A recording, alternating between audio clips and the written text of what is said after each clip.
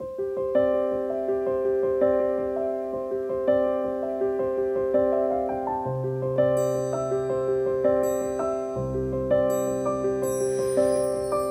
oyuncuyum eski Yunan'dan beri. Şimdi adım değişti biraz, serseri. Sizi güldürmek ödevim, zaman zaman ağlatmak. Eğer isterseniz takla atmak. Acılarım yok, size sattığım. Perde kapanmasa görecektiniz. Acılarım yok, size sattığım. Az daha ağlayacaktım. Az daha ağlayacaktım.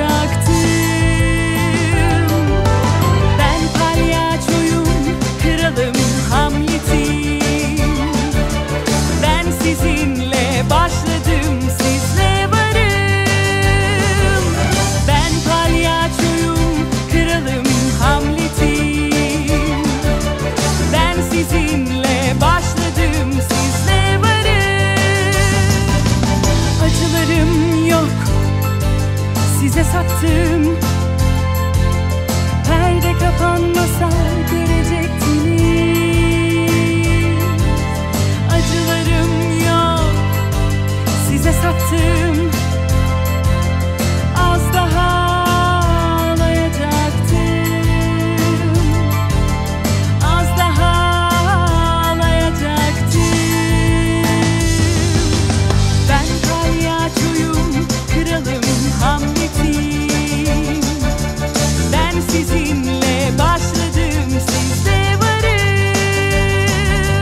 Ben palyaçoyum, kralım, Hamlet'im. Ben sizinle başladım, sizle varım.